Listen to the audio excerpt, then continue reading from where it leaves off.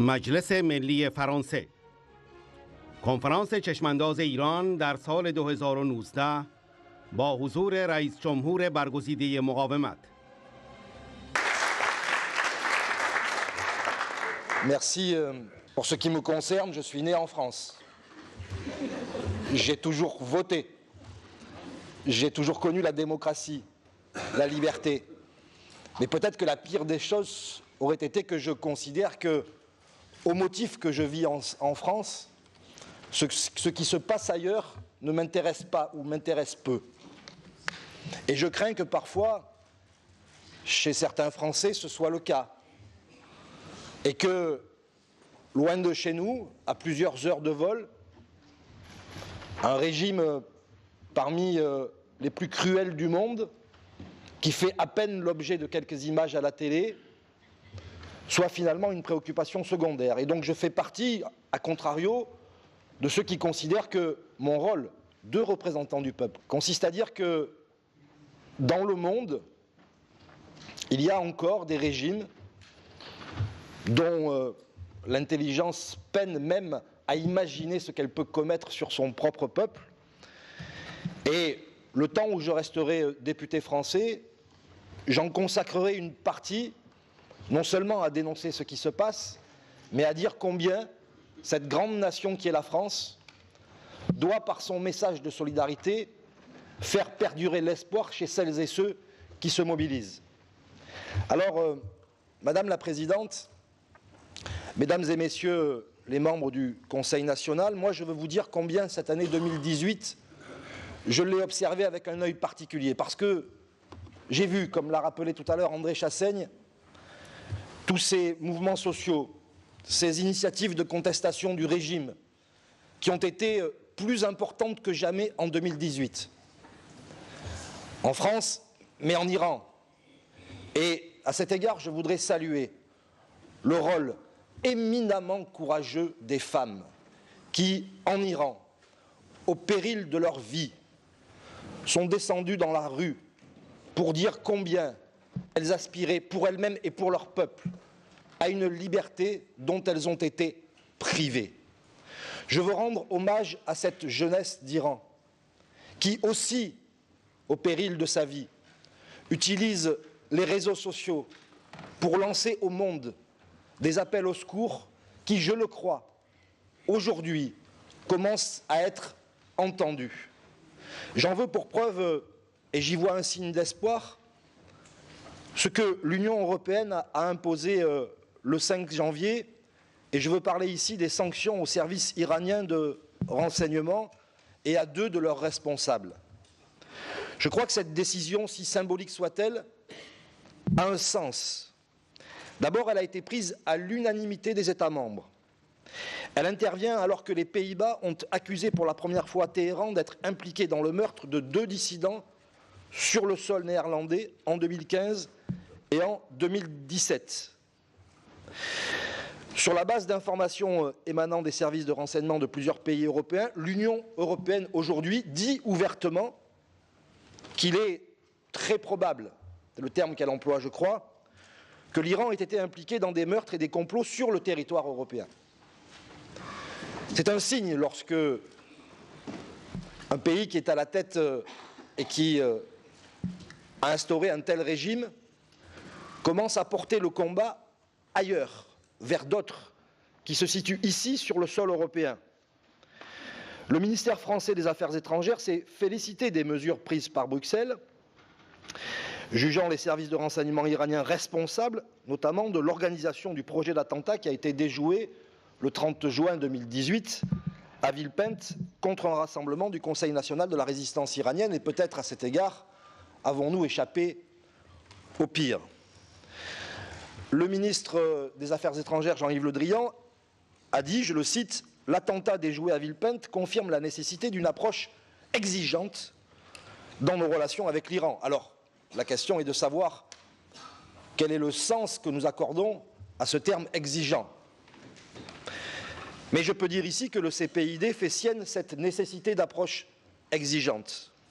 Et la parole que nous portons, la parole que portent les parlementaires, ceux du Sénat comme ceux de l'Assemblée, vise a rappelé cette nécessité d'exigence pour la France et pour d'autres nations européennes. Le CNRI, quant à lui, a indiqué que le temps était venu que l'Union européenne adopte une position ferme et vigoureuse contre tous les agissements criminels, en procédant notamment à l'expulsion des agents iraniens sur le sol européen.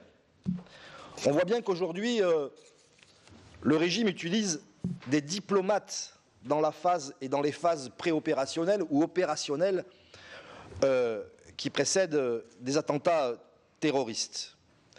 Et si le régime en est tenu à utiliser son réseau de diplomates, c'est précisément parce que les initiatives de la résistance se multiplient partout et dans le vrai, et il nous rappelle que les institutions de la République islamique sont aujourd'hui grippées. Le peuple iranien le sait, le voit. La situation sociale explosive de 2018 en atteste. Les soulèvements, les grèves tout au long de l'année peuvent nous laisser à penser que ce régime a atteint aujourd'hui une situation qui peut-être le place, personne ne le sait, mais de sa fin. Et tenter de nier l'existence d'une alternative crédible et démocratique va devenir pour lui de plus en plus complexe, de plus en plus difficile. Alors je crois que, quels que soient les moyens que peut mobiliser le régime, 2019 devra être une année déterminante. Déterminante pour celles et ceux, qu'ils soient en France, qu'ils soient évidemment en Iran, et qui à aucun moment ne doivent perdre l'espoir. Ce qui signifie peut-être, mes chers collègues, et là je m'adresse aux députés et aux sénateurs, que non seulement notre parole ne doit pas faiblir, mais qu'en 2019, notre parole doit plus encore porter que ce qu'elle a pu porter dans le passé. Le rôle de la France, et ça sera ma conclusion, si elle veut être à la hauteur de son histoire, si elle veut être digne de ce qui fait sa culture et la force de sa culture, c'est d'être aux côtés du peuple iranien. Nous devons placer au-dessus de toute autre considération les souffrances du peuple iranien. Et si nous parvenons à adresser ce message inlassablement au peuple iranien, c'est pour qu'il sache qu'il n'est pas seul. C'est pour qu'il sache que dans le monde, une solidarité existe. C'est pour qu'il sache que la liberté finit toujours par triompher et que les parlementaires français, tant que cette liberté n'aura pas triomphé, continueront à se mobiliser. Je vous remercie.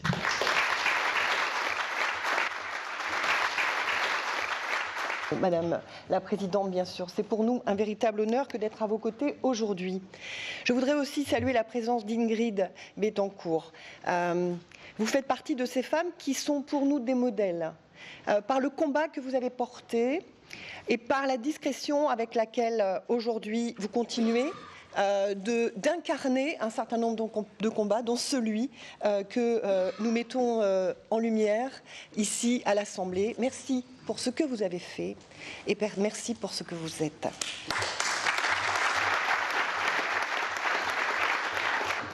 Vous savez, si je suis à vos côtés, Madame la Présidente, c'est parce que je suis française.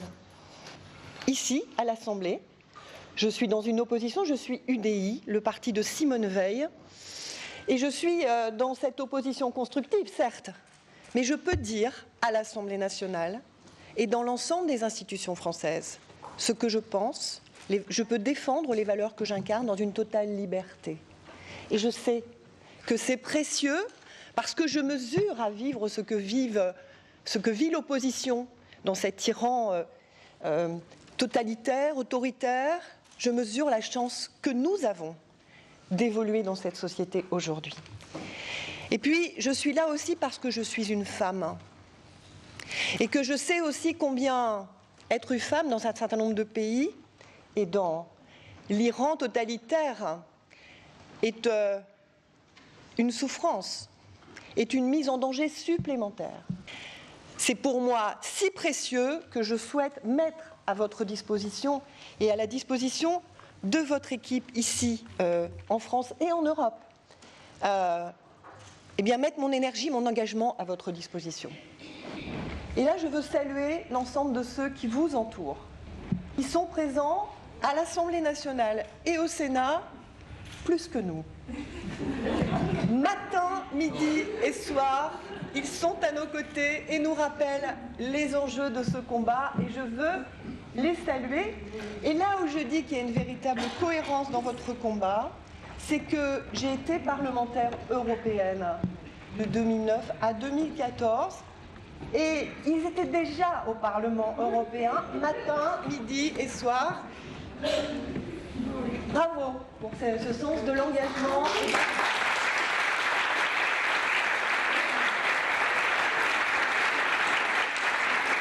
De la situation économique, politique, sociale, sociétale de cet Iran tel qu'il est aujourd'hui gouverné.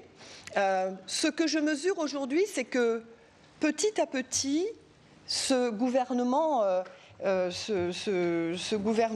est de plus en plus mis au banc sur la scène internationale, de plus en plus critiqué et de moins en moins soutenu sur la scène internationale. Ça signifie qu'aujourd'hui, chacune des actions que nous menons collectivement participe à ce que l'ensemble de la communauté internationale mette au banc ce type de comportement. Et je pense que c'est une première réussite et qu'il faut que nous mesurions combien nous devons être encore plus courageux, encore plus ambitieux et encore plus engagés, parce que nous sommes dans un pays libre, pour porter et incarner ce combat qui est le vôtre, Madame la Présidente. Je terminerai juste par une citation. Une citation de Antoine Saint-Exupéry, qui disait « La pierre n'a pas d'autre ambition que d'être pierre, mais à collaborer, elles s'assemblent et deviennent temple. » Alors, je suis très heureuse aujourd'hui de mesurer combien ensemble, collectivement, mais aussi au-delà de la France, sur la scène internationale, nous sommes en train de repositionner le temple d'un Iran démocratique. Merci.